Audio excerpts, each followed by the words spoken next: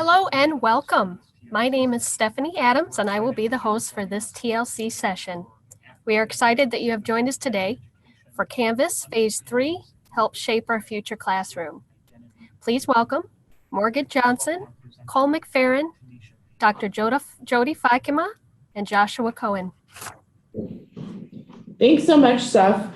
For those of you that have already been in the room for a little bit, we've just been having a conversation on chat about what your favorite Canvas features are, so please continue to post. I am Morgan Johnson, and I help support our Center for Excellence in Teaching and Learning here at Ashford. And I want to hand it over to our other presenters today to introduce themselves and share a little bit about their relationship with Canvas. So I'll hand things over to Cole first to kick us off. Awesome. Thanks so much, Morgan. Hi, everyone. My name is Cole McFarren. I am a manager for the Center for Excellence in Teaching and Learning out here in Iowa. I specifically, started with this department a couple years ago, right around, the time when we actually transitioned over to Canvas. And for the faculty-facing side of the house, I did a lot of the, training and different transitional things that we ended up doing for Canvas here on the faculty side. So. Hi, everyone. My name is Josh Cohen. I am Manager of Learning Technology at Bridgepoint Education. And I've been with the organization a little over 7 years now, and previously was with the CETL group in faculty development. But I've been living, breathing everything Canvas since it was said go.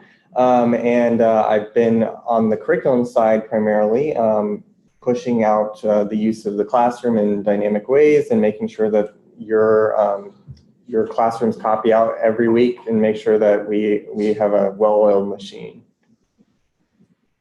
Thank you. And I am Jody Feikema, and I have the pleasure of getting to work with Josh. So I support all of the curriculum teams. So in addition to Josh's group in learning technology, and well as instructional design, quality assurance, research and innovation. And so my relationship with Canvas at the most macro level is to ensure that all of our services that we provide with Canvas, that everything meets your expectations and your needs. And I also support the curriculum ops teams that are responsible for the behind the scenes, very manual efforts of first and foremost, the transition itself. So I always think it's a fun fact that when we transitioned from eCollege to Canvas, these teams identified over 18,000 errors before they went out to students and to faculty, and then also continue to support the continuous enhancement efforts. So delighted to be here. So we're all really excited. We are a group that is representative of the Canvas steering committee that's been in place.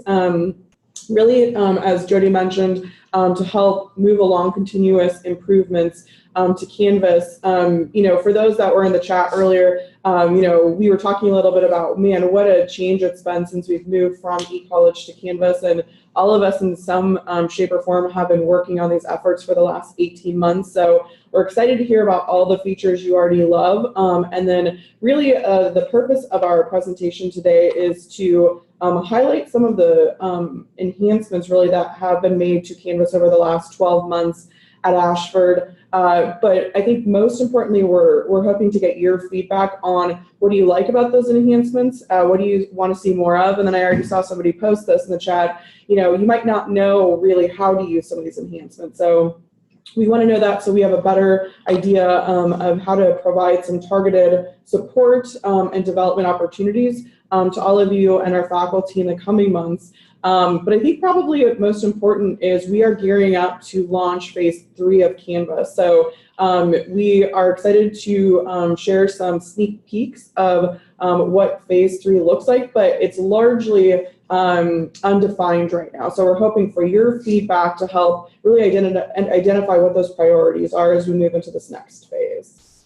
So throughout today's session, just a few housekeeping things. Please post about your experience with Canvas, either here at Ashford or other institutions. We know that really many of our faculty are teaching for other universities that also use Canvas. right now. And Canvas, to no surprise, right, really has exploded in higher ed, and many institutions have, started to use it for their primary learning management system.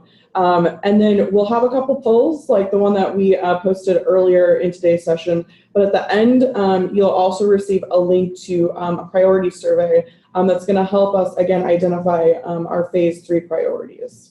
So I'm going to hand things over to Cole right now to share a little bit about our transition background. Awesome. Thanks, Morgan. Yeah, so it seems like many, many years ago, that we made the big switch from eCollege to Canvas, but really it wasn't that long ago. It was just almost a year and a half, since we made that transition. And one of the great things in my mind, that the institution was really, really smart about from the get-go was, number one, being able to give our faculty input, but we actually were able to give, our staff a lot of input into our LMS choice at that point in time too. It wasn't just, 2 or 3 people sitting in a room, making a decision. They really, really did a great job of opening it up to faculty and staff. And Canvas was the number one choice of those folks, and it wasn't what we did end up going with. So we did do an assessment, after we had been in the LMS for about 6 months. From the faculty side specifically, and we got a lot of great feedback from you, and that's really, really what helped to drive Canvas Phase 2, and what we're asking you to do today too, is to provide more of that feedback so we can continue that journey. But in that feedback that you provided, faculty were very, very happy, overall with Canvas, with the product that we ended up with. And most importantly, we were very, very satisfied with Canvas, but also with the expectation and thought that, we know that it's going to meet our needs in the future. We can see already that it's continuing to, they continue to progress too, as we also continue to. So to be able to see, their commitment to that makes us feel very, very confident about our future with them as well. Awesome. So let me give you all a little bit of background on the phases that we've gone through in transitioning to Canvas and improving Canvas, and then where we plan to go with it. So up to May 23rd, 2017, we were transitioning all of the content from eCollege to Canvas. And what that meant was that we had a awesome group of people across the organization that really came together to make sure that we could offer the same quality courses in Canvas that we did in eCollege. And when I say across the organization, we were working daily with people in learning resources and BTS, just to make sure that everything that you get to use on a daily basis was prepared and the classroom would function as expected. And that's 1,100 courses, because we were moving not just the Ashford content at that time, but also the Rockies content as well. As soon as day one hit of there are live sections in Canvas, we began phase 2 enhancements. And that really was intended to hit the ground running and make sure that we could provide the best quality experience for students and faculty, and be as responsive to feedback in this new environment as possible. And we're going to talk about some of those initial items that we did to adjust to make the system a little bit more user-friendly based off the immediate touch points that we had with you. And then most recently, we did the merger of Rockies and Ashford. And what that means is that we had to rebrand all of Rockies to reflect the Ashford content. And we've also been moving some of the Rockies courses into the Ashford environment to prepare for new program launches. So there's a lot of stuff behind the curtain, so to speak, that the wizard does, but we keep it a well-oiled machine on the front end for you. And as soon as we're done with the Rockies transition, and concurrently, we are beginning phase 3 of the enhancement. And what that means is that we are going to go through another cycle, a feedback cycle, to make sure that we can provide as much as possible in line with what we collectively see as the future of Canvas for how we offer courses. Thanks, Josh. I just want to jump in real quick because one thing I think that's important that Josh just brought up is there's so much work that goes on behind the scenes. And so really today we're talking about user experience from both a faculty and student perspective and what a lot of those enhancements have looked like over the last 12 months and then moving forward. But there's so much work that Josh and Jody and their teams do in terms of making enhancements that make our curriculum process work more smoothly and just in general be able to offer really, I think, a more diverse curriculum at scale like we do with our curriculum model. So we won't touch on some of those items today, but I just want to acknowledge that that's happening in conjunction with this work. Next, I think Cole's going to share a little bit about some of the enhancements that Josh just referenced that have happened really since the end of our initial transition to Canvas, really up until today.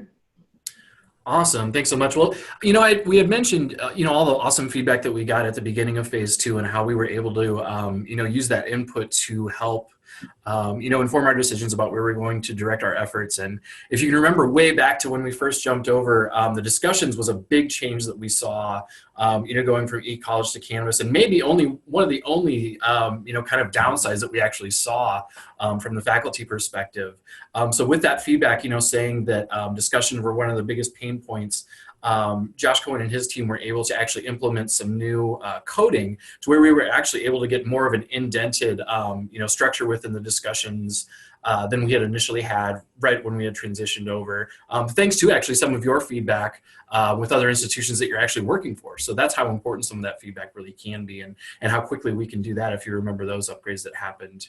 Another thing we heard right away was about the overall navigation. It was just so different from e-college and the chronological structure that we were used to that we were able to actually input all those shortcuts that you see on the homepage now that are just second nature to us.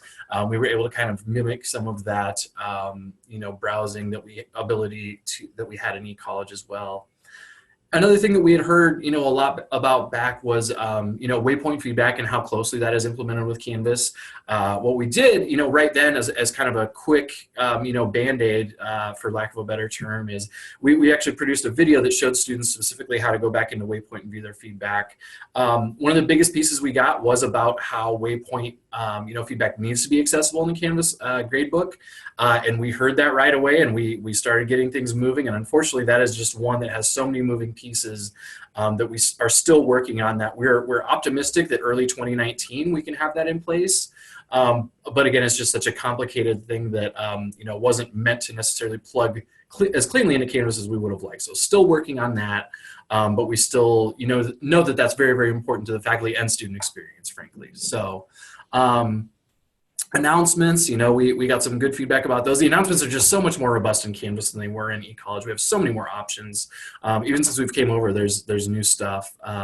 Quiz moderation was a little bit to get used to, and then faculty access to student emails. But, really, I think the long and short of it is just we were able to get, I think, over 500 responses to the last assessment that we had put out. And, I think we're at over 200 last time I had checked. So again, we're just really, really looking for your feedback and your input. And honestly, what I did last time when we got, all of our responses put together is I sat down, I took a magnifying glass. I mean, not literally, but I read through every single comment that was posted and tallied that. So we were able to go into those conversations, really, really being able to represent what the faculty perspective was.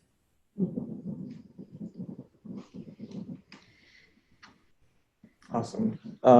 So as Cole mentioned, a lot of your feedback was instrumental to pushing us forward. And not to make light of this in any way, but the code enhancements that we've been able to implement have really set us at our standard location when it comes to the industry.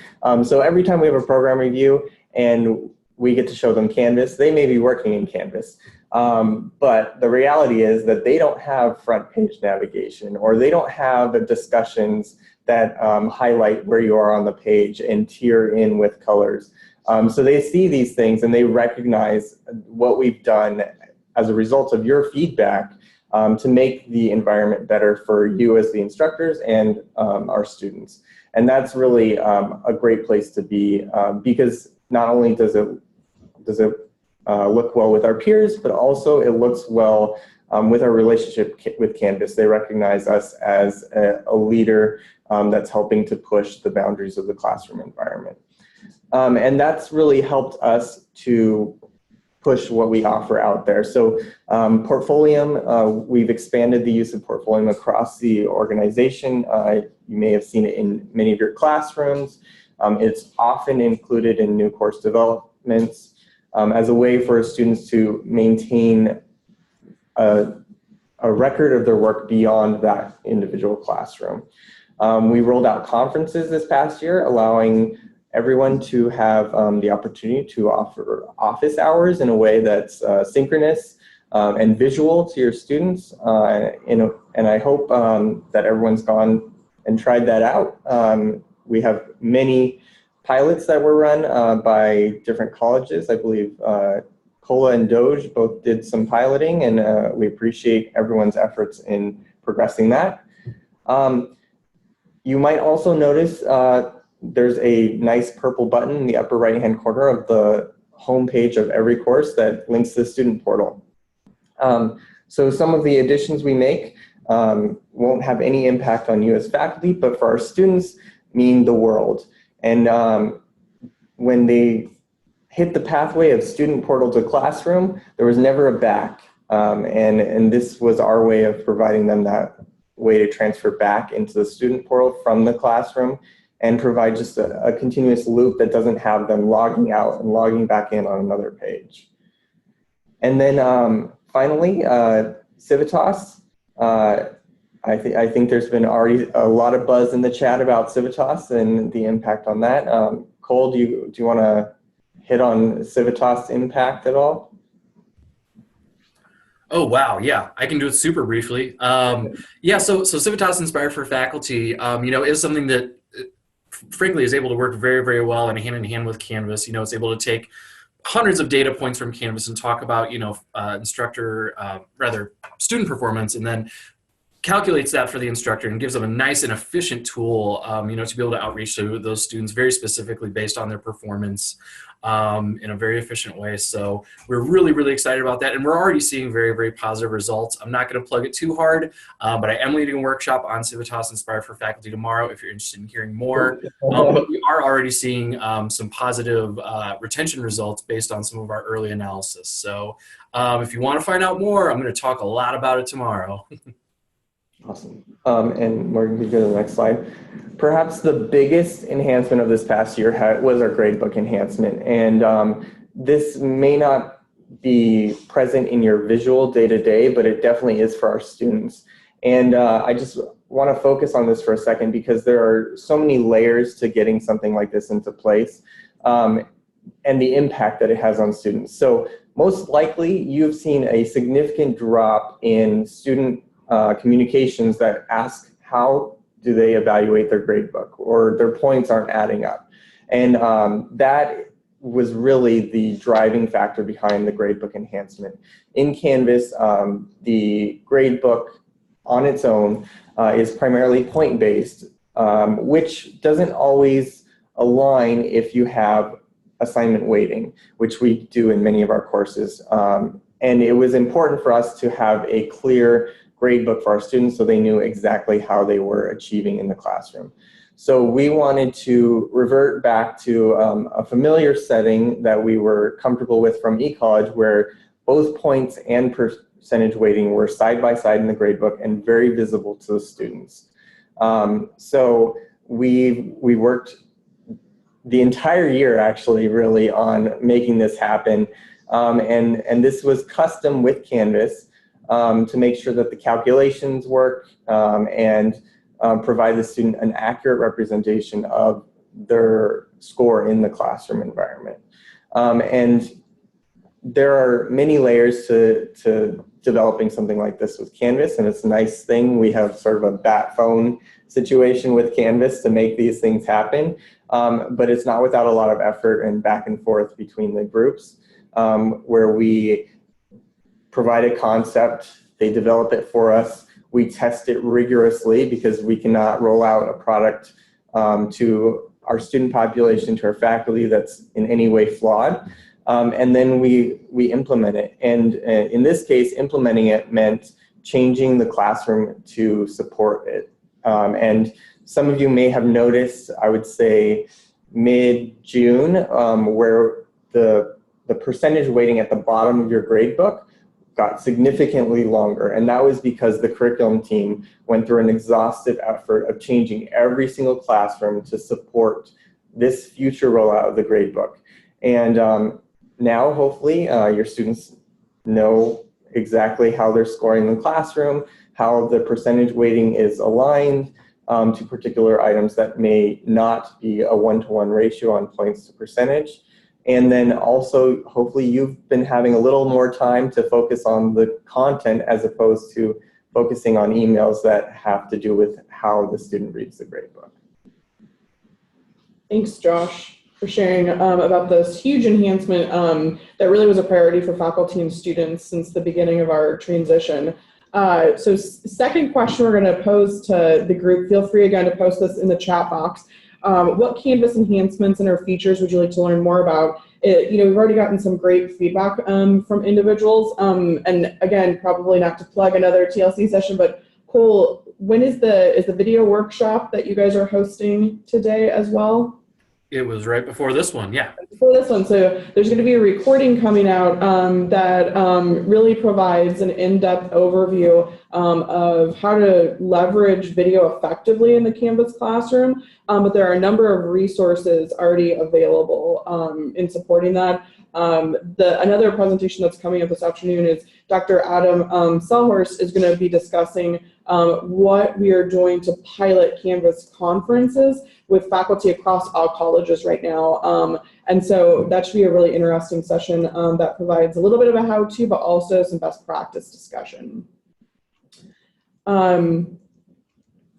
Yeah, all great questions, and I'll let Josh maybe and Cole address some of these as we get into just being cognizant of time, kind of our sneak peek of what's happening with phase 3, and maybe we can hand it over to Jodi to talk a little bit about Waypoint. Sure. So one of the differences that you may have seen from eCollege to Canvas is that students have to, unfortunately, there are a few clicks to get to their faculty feedback within Waypoint. So as Josh mentioned a little bit earlier, one of the enhancements that we're beyond excited to roll out in Q1 is one-click feedback within the gradebook that will take a student directly into all of your comments within Waypoint. A couple of other things that have been brought up today are the things that go on behind the scenes. And one important update that we made to Waypoint that nobody ever saw was actually moving it to a new platform and to new servers.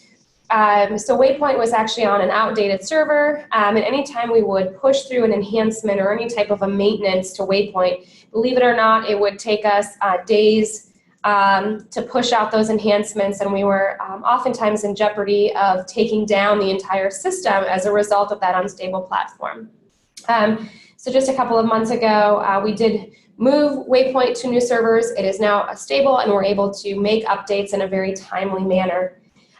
So something that I'm most excited about for 2019 is something that we're calling Waypoint 3.0. Any of you faculty want to help us come up with a more creative name, please throw it out there.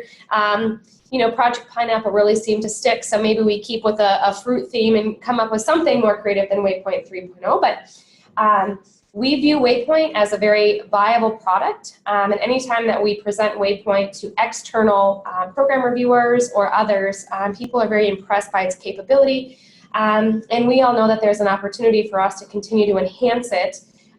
So we are working on a complete rewrite to Waypoint that is really focused on an improved user experience, and from user experience, we're really focused on 3 key groups. First and foremost is our faculty. Second is our student and their user experience, and then third is our assessment teams and other administrators who are using the back-end data for a variety of purposes.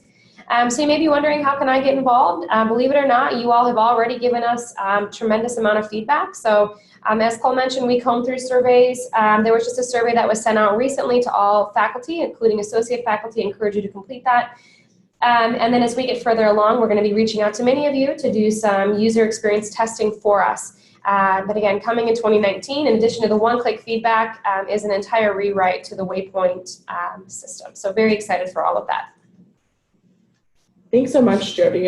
And I see lots of great comments in the chat. Folks throughout today have been talking about Speedgrader a bit, and there have been some recent enhancements to Speedgrader, and I think more to come. Maybe Josh and Jody would want to share a little bit about that. Yeah, can I? So the one, and I also teach, and so many of the comments that you all provide, I find myself saying very similar things and providing very similar feedback. And the one that I think we're very excited to roll out is the auto calculate, where when you put a grade, when you're clicking through the rubric, that it will auto calculate the score and put the grade in the rubric. So that is coming, believe it or not. And I always like to share this just for some context. So we're currently maintaining it. It depends between 11 and 1,300 courses.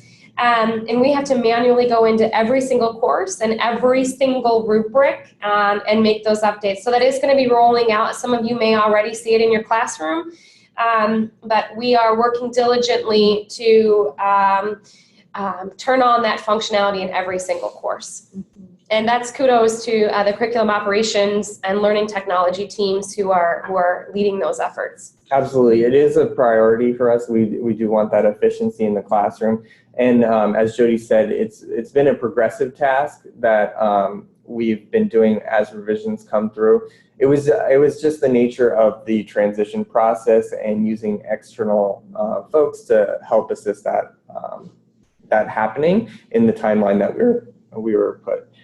So we appreciate the patience with it, but know that this is part of our constant improvement. We work towards little things that may save you 5 minutes a week, but it's still a worthwhile endeavor. And part of that is adding in tools as possible to give you guys a little bit more functionality in the classroom or what you can offer in your classroom. And one of those is Zoom.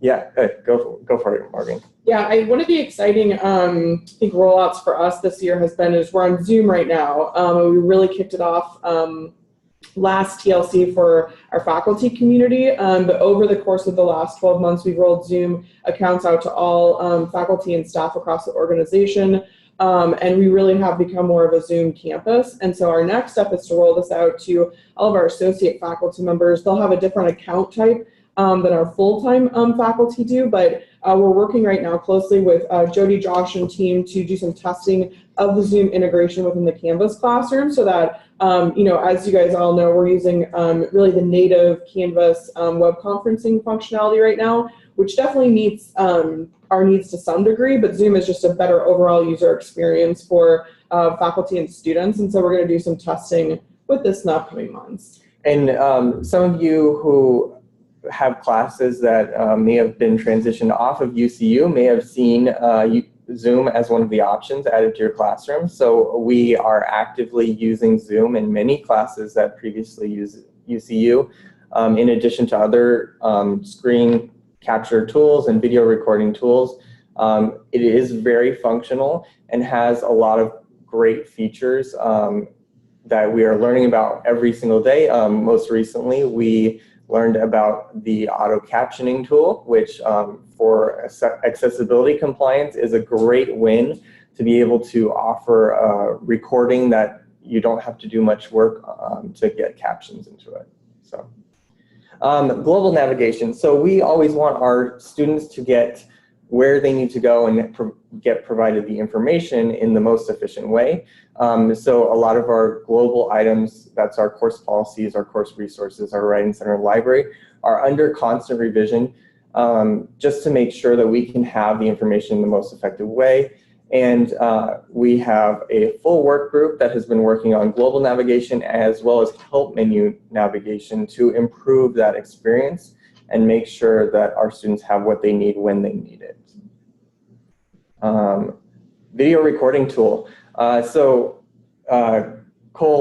did a little bit of research on this, and I'll just briefly detail it, but Cole, if there are any details you want to add to it.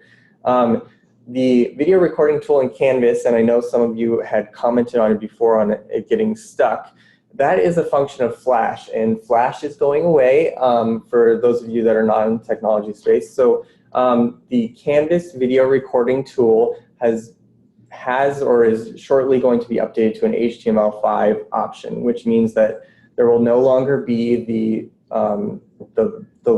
let's think for a long time circle item, or it never loads. It's going to be much more efficient, and still no downloads. So no downloads for a new Flash player will be required for you to use it. It's going to be a positive improvement, and is also an indication of Canvas's consistent improvement of that tool as a valuable part of the classroom environment. Thanks, Josh. And one last sneak peek item. Cole, do you want to share a little bit about Annotate Pro? Sure, I would be happy to, and I can do it in a quick manner. So Annotate Pro is one of the first things that we're going to be doing for Canvas Phase 3. We're going to be piloting this tool, which is essentially a web browser add-on for Chrome. And what it does is, you can go to the next slide, please. It gives you a nice little toolbar right along the side of your browser anytime you're using Chrome specifically, that can be used specifically with Civitas Inspire for faculty, and it can also be used within Canvas, specifically Speedgrader. Next slide, please.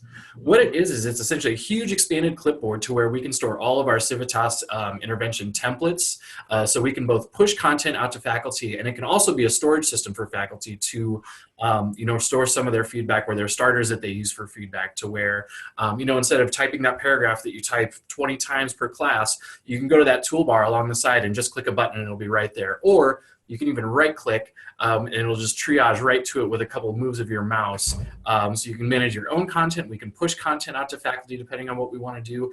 And really, it helps us solve that age-old problem. Students want more feedback, they want more timely feedback, they want more quality feedback. And faculty already have a lot of stuff to do. I get it. So we want to be able to give you all the tools that you can be to be efficient.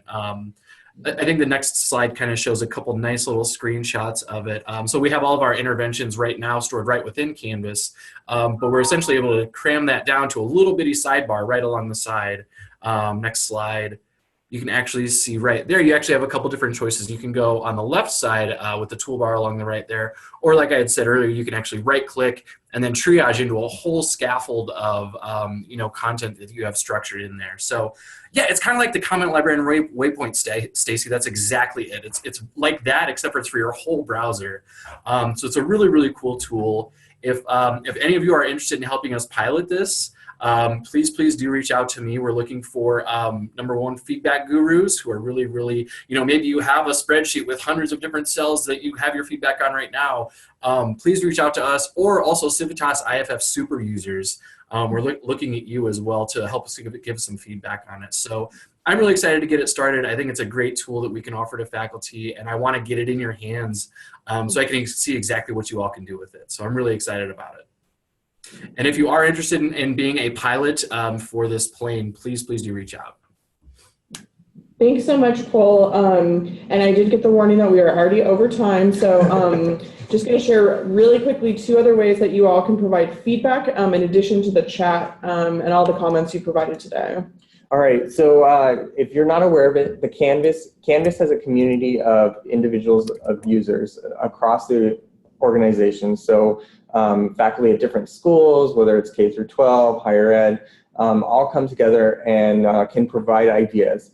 So you don't need to create a new logon for this page. You get to use your current Ashford logon and this system, and you can go in and see all sorts of ideas that are out there, and you can vote on them. So if there's something you like, I do suggest voting, because after a certain voting threshold, Canvas engineers get in there and they start to look at things. So that's a positive movement on improving the environment. And Canvas does a very rapid cycle of improvement. So every 3 weeks, we are trying to assimilate what might have changed in the system and make sure that we can focus on what's appropriate for our environment and our classroom model. So that's the Canvas community. Second to that is we are always using feedback to better the environment. And it's just, we want feedback in every sort of way. And then we evaluate it and figure out what's viable in our timeline, what's beneficial for everyone, for students, what's beneficial even for staff and admins. Sometimes we need little items like sorting by start date, and those things will make a huge difference to all of us. So please use your feedback opportunities to the max. And the next slide is your immediate feedback opportunity. Cole, do you want to talk a little bit about your survey? Absolutely. Well, it is loosely based off of the initial survey that we sent, largely because we want to be able to, kind of look at some of the same questions and same, statistics to see where we've moved necessarily. But what it is it's going to just give you some real quick questions about how satisfied you are with some of the different features. And then it also has some open-ended, areas for you to leave whatever kind of comments that you have about specific features, wants for the future. And again, I will just reiterate, that we really, really do use this feedback and we really appreciate your input. So to be able to have, a say in what that future is going to look like, please take just a few minutes to provide your thoughts. And we will do our best to incorporate that into phase 3. Great. And for those that had questions about resources, we have a number of job aids, live videos, webinar recordings, live videos. I meant to say just videos outlining some of the features we've discussed, and webinar recordings on CETL, so make sure to check that out. And if you have any questions that we weren't able to address today, feel free to reach out to cetl@ashford.edu.